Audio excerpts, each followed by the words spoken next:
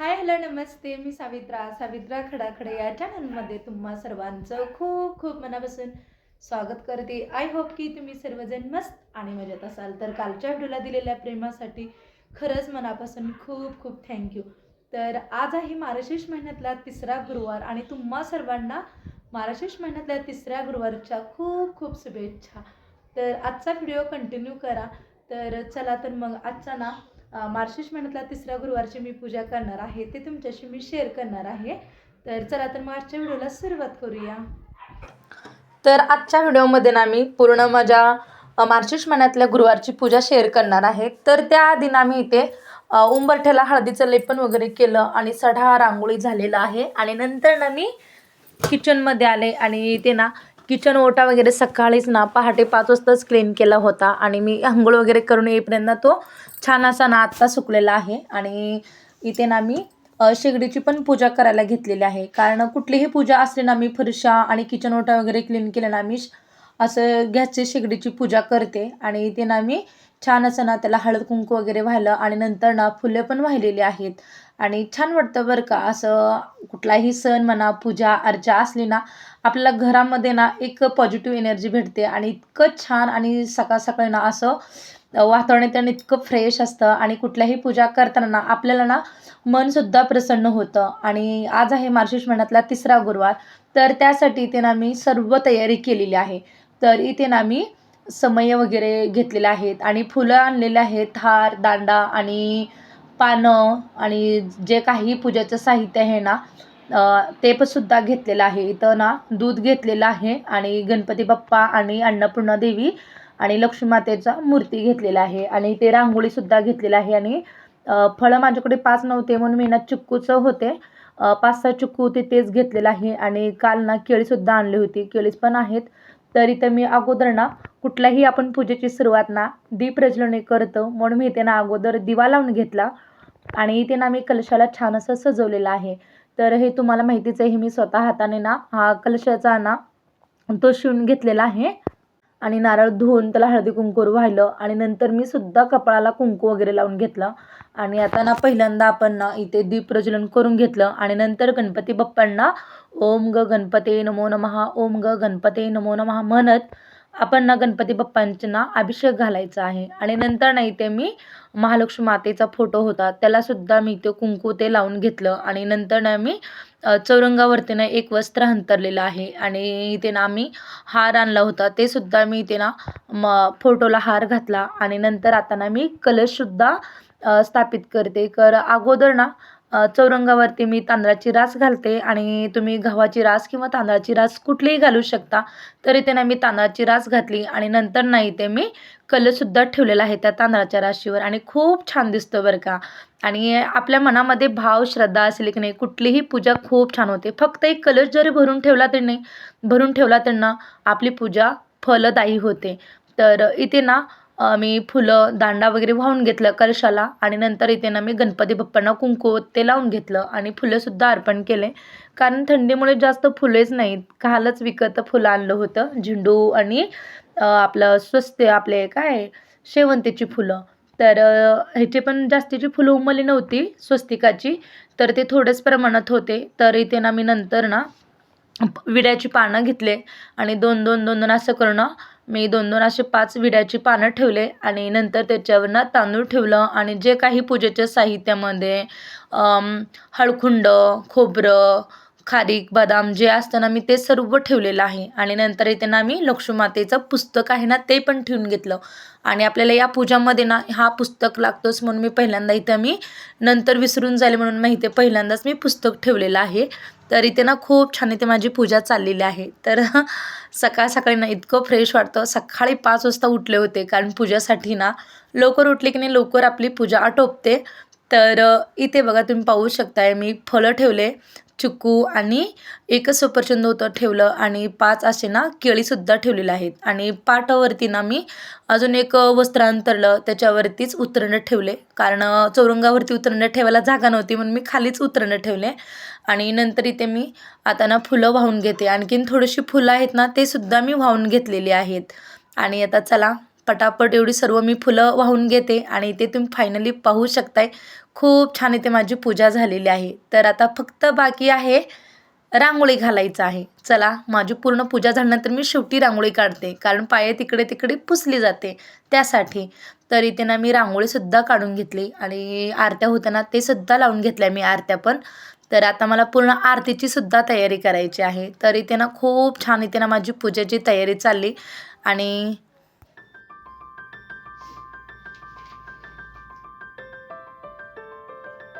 ओम श्री गणेशाय नमो नमः. ओम श्री लक्ष्मीयाय नमो नमः. ओम श्री महालक्ष्मी देवी नमो नमः. ओम धनदाय नमस्पुते नमो नमः. ओम भगवंतु तत प्रसादमे नमो नमः. ओ धनधान्य दे संपदा नमो नमः. ओम श्री गणेशाय नमो नमः. श्री महालक्ष्मी देवी नमो नमः. मन लावून ऐकावी, ध्यानात ठेवावी श्री लक्ष्मी देवीची कहाणी. द्वापर युगाची आदिशास्त्री सौराष्ट्र देशाची मोहिनी. श्री महालक्ष्मी देवी आटपाट नगर होतं. नगराचा एक राजा होता. त्याचं नाव होते भद्रश्रवा. तो दयाळू, शूर व प्रजादक्ष होता. देवाब्राह्मणांना, साधू संतांना व सुखीत होता, आनंद देत होता. राजाच्या राणीचं नाव होतं सूर्यचंद्रिका. नाव चांगलं पण स्वभावात अहंकार. मागील जन्मी ती एका वैश्याची पत्नी होती. तिचं नवऱ्याशी भांडण होई. भांडणानं वैतागली. रागानं घराबाहेर पडली. चालत होती अनवाणी रानातून. तिथं तिला दिसला सुवासनी. त्या करीत होत्या लक्ष्मीचं व्रत. ते तिनं पाहिलं. त्यांच्याबरोबर तिनंही व्रत केलं. दुःख विसरली, दारिद्र्य गेलं, परिस्थिती सुधारली, देवीची भक्ती फळाला आली. कालांतराने ती मरण पावली. पुढे तिचा पुनर्जन्म झाला. स्त्रीचा जन्म पुन्हा मिळाला. पण भाग्य उजळलं. भद्रश्रवा राजाशी तिचा विवाह झाला. ऐश्वर्यात लुळू लागली. गर्वानं ती फुगली. गरिबांना विसरली. तोऱ्यात ताटानं फुगली. दास दस्तीवर रागावली. एकदा काय झालं, देवीच्याही मनात आलं, राणीला आपण भेटावं, मागच्या जन्मेची आठवण द्यावी, ओळखते की ती नाही पाहावं. राणी राजवाड्यात सुखाने राहत होती. राजाही कौतुक करी. तिचे लाड पूर्वी. त्या दोघांनाच पुढे 7 पुत्र आणि एक कन्या झाली. कन्याचं नाव होतं शामबाला. एके दिवशी काय झालं, देवीनं म्हातारीचं रूप घेतलं. फाटकं वस्त्र नेसली. माती मळवट फासली. हाती काठी घेतली. काठी टेकीत टेकीत राणीला भेटायला आली. तिनं आरोळी दिली. अरे, आहे का घरात कोणी? कोणी घास देईल का? दासी बाहेर आली. म्हातारी दारात दिसली. तिने विचारलं, कोण ग तू? आलीस? कुठून आलीस? काय काम काढलंस? तुझं नाव काय? गाव कोणतं? तुला काय हवं आहे? मधून मधून खोकलाही येईल. हळू आवाजात म्हातारी सांगू लागली, माझं नाव कमलाबाई आहे. दारकीन आले ग. राणीला भेटायचं आहे. कुठे आहे ग राणी? दासी म्हणाली, राणीसाहेब महालात आहेत. मैत्रिणीशी गप्पा मारतायत. त्यांनी सांगितलं तर माझ्यावर रागवतील. तुला ग त्या कशा भेटणार? काय तुझा हा अवतार? तुला पाहून माझ्यावर ओढतील. उनं दुनं बोलतील. त्यांच्या सख्याही तुला हसतील. तू जरा आडोशाला बस. मैत्रिणी गेले की म्हणजे मी त्यांना सांगते. म्हातारी रागवली. मनोमन संतापली. तुझी राणी पैशाला भाळले, माणुसकी विसरले, दरिद्री नेली, आज झाले राणी, पण देवीला विसरली. माझ्यामुळेच ना, मीच तिला व्रत सांगितलं. देवीचं तिनं ते केलं. आता राणी पदावर बसली. देवीला आठवणही राहिली नाही. गर्व झालाय संपत्तीचा. पैशाची धुंदी आली. गोरगरिबाची पर्वा नाही. थोरा मोठ्यांच्या मुली त्या झाल्या मैत्रिणी. म्हातारी गरीब आणि भिकारी. तिला कोण विचारतंय? पण याचं फळ तिला भोगावेच लागेल. तेव्हा तिचे डोळे उघडतील. जाते मी परत. दासी घाबरली. तिनं म्हातारीला पाणी दिलं. हात जोडून म्हणाली, ते व्रत मला सांगाल ते मी नेमान करीन. उतणार नाही, मातणार नाही, घेतला वसा टाकणार नाही, दिलेला शब्द मोडणार नाही. त्या दासीला व्रताचा वसा सांगितला. म्हातारी उठली. काठी टेकीत निघाली. तोच माडीवरून राणीची कन्या शामबाला धावत आली. ती कळवळून म्हणाली, आजी रागवू नका. चुकली माझी आई. तिच्या वतीने मी क्षमा मागते. कृपा करा. दिलेला शाप मागे घ्या. पाया पडते तुमच्या. म्हातारीला मुलीची दया आली. म्हातारीने क्षणभर त्या मुलीकडे पाहिलं आणि तिला लक्ष्मी व्रताचा वसा सांगितला. मुलीचा निरोप घेऊन म्हातारी निघणार तोच राणी माडीवरून आली.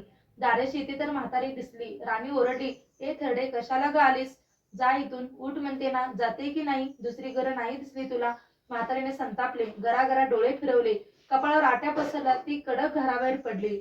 दासीनं लक्ष्मीव्रत केलं. तिची स्थिती सुधारली. दासी पण गेलं. संसार सुखाचा झाला.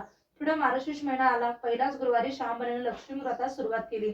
सगळे नेमधर्म पाळले. 4 गुरुवारी तिने लक्ष्मी व्रत केलं. शेवटच्या गुरुवारी यथासंग उद्यापन झालं. सिद्धेच्या राजाचा पुत्र मालाधर त्याच्याशी शामबालेचा विवाह झाला. राजवैभवातील शामबालेला राजवैभव मिळालं होतं. लक्ष्मी व्रताचा प्रभाव सुख समाधान संसार चालू होता. भद्रश्रवा व सूर्यचंद्रिका राणीचं मात्र भाग्य फिरलं. शत्रूने राजावर चाल केली. भद्रश्रवा राज्यावर रुबाडलं. सूर्यचंद्रिकेचं राणीपद गेलं. भद्रश्रवाला वाईट वाटलं. पूर्वीचे दिवस आठवले. रानावनात फिरून राजा राणी कष्टाने दिवस काढत होते.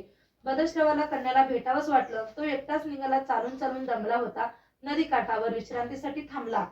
नदीकडे येताना राणीच्या दासीनं भद्रश्रवाला पाहिलं. घाईघाईनं ती राजवाड्यात गेली. राजाला सांगितलं, मालादानं माणसं पाठवली, आणायला रथ पाठवला, सासऱ्यांना घरी आणलं, मान सन्मान दिला, नवी वस्त्र कंठीहार दिला. श्यामबाला वडिलांची काळजी घेत होती. काही दिवसांनी राजाला वाटलं आता परत जावं. जावयाला तसं त्यानं सांगितलं. मुलीचा निरोप घेतला. जावयानं मोहरा भरलेला हंडा नोकराकडे देऊन राजासोबत पाठवलं. राजा घरी परतला. चंद्रिकेला भेटला. हंडा पाहून ती आनंदली. घाईनं तिनं झाकण काढलं. आत बघते तर काय तिला कोळसेच दिसले. सूर्यचंद्रिकेने कपाळावर हात मारला. नशिबाला दोष दिला. नवऱ्याला सांगितलं. ते ऐकून तोही चकित झाला. दुःख पाठला करीत होते. दारिद्र्य सरत नव्हते. तिंते ते सावट पसरत होते. काळजीचा वनवा भडकतच होता. सूर्यचंद्रिकेचा एक एक दिवस दुःखाचा जात होता. एके दिवशी तिला मुलीला भेटावं, डोळे भरून पाहून यावं, नशिबाचे भोग भोगावेच आहेत. सूर्यचंद्रिका घरून निघाली. मुलीच्या सासरी पोचली. तो दिवस गुरुवारचा होता. नदी तीरावर जरा वेळ बसली. दमली होती. त्याच वेळी एक दासी नदीवर आली. तिनं राणीच्या आईला ओळखलं. घाईनं ती महालात गेली. राणीला निरोप दिला. तुमची आई आलीये. नदी किनारी बसले. खूप दमलेली दिसली. तिला आणायला कोणीतरी पाठवा. श्यामबलनं सारथ्यासोबत रथ नदीकडे पाठवला. आईला घेऊन यायला सांगितलं. आई रथात बसून महालात आली. आईला बघता श्यामबलनं आनंदाने मिठी मारली. मुलीचं वैभव पाहून तिचं मन तृप्त झाले. तोंडून शब्द फुटेना. आईनं स्नान केलं. मुलीनं तिला पैठणी दिली. सोन्या मोत्याचे दागिने दिले. आईचे रूप आणखीन खुलून दिसू लागलं. दुपारची वेळ झाली. श्यामबालेनं भक्तिभावानं लक्ष्मीची पूजा केली. आरती झाली. धूप दीपांचा वास दरवळला. श्यामबालेचा कडकडीत उपवास होता. भोजनाची तयारी झाली. तिनं आईला जेवायला बोलवलं. सूर्यचंद्रिका पाठावर येऊन बसली, पण ती एकदम शांत होती. तिला मागचा जन्म आठवला. लक्ष्मी देवीच्या कृपेने या जन्मी ती राणी झाली होती. ती म्हणाली, शांबा, मी देखील तुझ्यासोबत उपवास करीन. श्यामा म्हणाली, ठीक आहे. मार्गशीर्ष महिना होता. मुलीनं 4ही गुरुवारी व्रत केलं. ते आईनं पाहिलं. तीही उपवास करू लागली. देवीला भक्तिभावाने प्रार्थना करीत होती. महिना संपला. घरी जायचा विचार ठरला. पोचवायला शांबाला सोबत गेली. 4 दिवसांनी शांबाला निघाली. मालाधर राजाने पाठवलेला पैशाचा हंडा घेतला. त्यात मीठ भरलं. तो नोकराजवळ देऊन पुन्हा ती सासरी आली. गप्पा मारता मारता वेळ कसा जात होता त्याचेही भान तिला नव्हते. मालाधरनं विचारलं, माहेरून काय आणलंस? श्यामबालानं सोबत आणलेल्या हंड्याकडे बोट दाखवलं. मालाधरनं उत्सुकतेने झाकण काढलं. त्यात त्याला काय दिसलं? मिठाचे खडे. अगं वेडे, मिठाचे खडे कशाला आणलेस? इथे मिळत नाही का मीठ? मीठ मिळतं ना, पण हे मीठ माझ्या वडिलांच्या राज्यातलं आहे. वडिलांचं राज्य सौराष्ट्रात होतं. त्या शेजारच्या समुद्राचं आहे हे मीठ. समुद्र तीरावर दूरवर माझ्या वडिलांचं राज्य होतं. पण आज श्यामबालाच्या सांगण्यातली खोच राजाने हिरली होती. तो विचारात गुंतला. श्यामबाला म्हणाली, हे मीठ जीवनाचं अमृत आहे. अन्नाला चव येते ती मिठानेच. मीठ नसलेला पदार्थ आणि ज्याचं मीठ खावं त्याच्याशी इमाने असावं.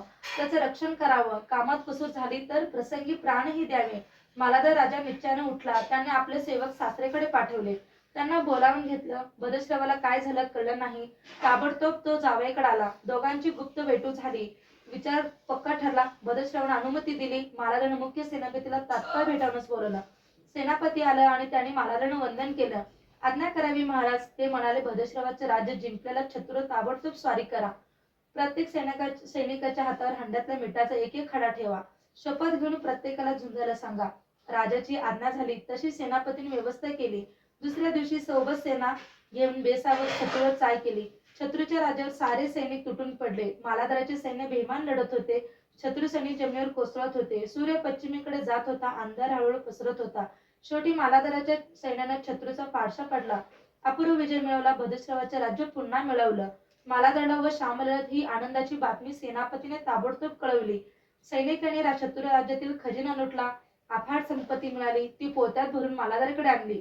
त्यात सोन्याच्या मोहरा होत्या. बरीच नाणी होती आणि शस्त्राचा साठाही होता. मालाधरनं भद्रश्रवाचा सूर्यचंद्रिकास राणीस घेऊन यायला सांगितलं. ती आल्यावर घरात आनंदाचं उधाण आला होता. गुरुवारचा. श्यामबालानं लक्ष्मीव्रताची पूजा केली. आरती झाली. धूप दीपाचा सुगंध दरवळला. तिनं व तिच्या आईनं उपवास केला. रात्री देवीची आरती झाली. देवीला नैवेद्य दाखवून सर्वांनी पंचपक्वान्नाचं जेवण केलं.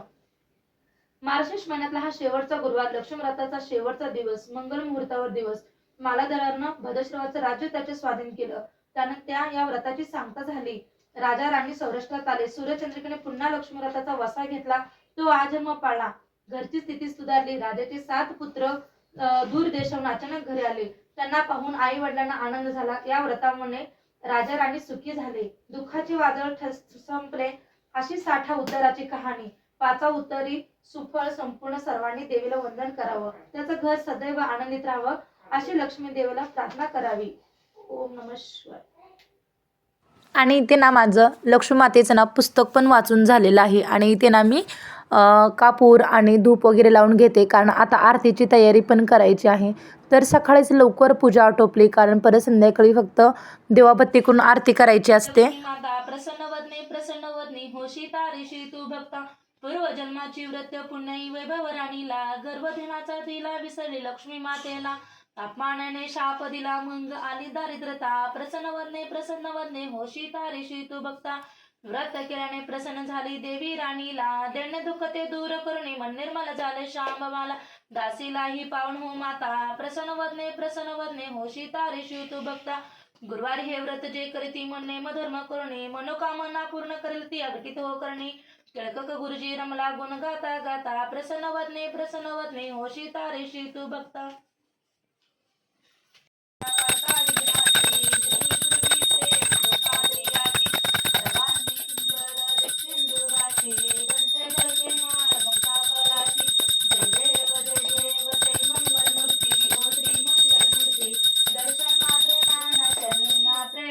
कामना पूर्ती जय देव जय हंबर पनहर वंदना, सर्व सुंदर वक्र तुंडा प्रेमेला, रात रामाचा वार्ता विसदना, शंकर श्री पहावे निर्वाणी रक्षण, सुरवर वंदना जय देव दुर्गे दुर्गट भारी तुझले संसारी, अनाथनाथे आंबे करुणा विस्तारी, वारी वारी जन्मा मरणाचे वारी, आरी पडलो आता संकष्टी वारी, जय देव जय महिषासुरवदनी, सुरवारी शर्वारे तारक संजोनी, जय देव त्रिभुवने आता तुझ ऐसे न काही, चारित रमले परंतु न बोले काही, साऊस लवलाई, जय देवी जय महिषासुरवदनी, सुरवारे शर्वारे तारक संजोनी, जय देव प्रसन्न वदने निर्धाच्या, कलशापासून थोडी थोडी गोपाशा, आंबे तुझना पुरले आशा, नरम कल्लन झाला पदन पल्लेशा, जय देवी जय महिषासुरवदनी, सुरवारे शर्वारे तारक संजोनी, जय देव घाली नवटन वंदन चरण, डोळ्यांना पाहिन रूप तुझे, प्रेमे अनंत भुजना भावे वळे, मने नमा ओम नमः शिवाय सदा सर्वदा गो तुझा गडावा, तुझे कान ध्या माझा पडावा, उपेक्षू नको रे गणवंता अनंता, प्रभुनायका मा गणेता, देव रघुवीर समर्थ श्री गुरुदेव दत्त, सर्व मांगले शिवे सर्वार्थ साधिके, चरणे त्र्यंबके गौरी नारायण.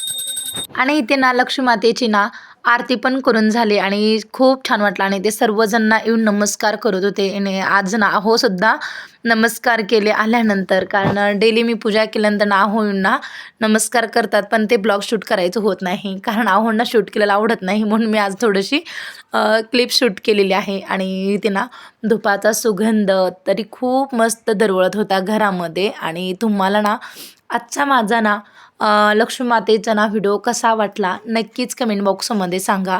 आणि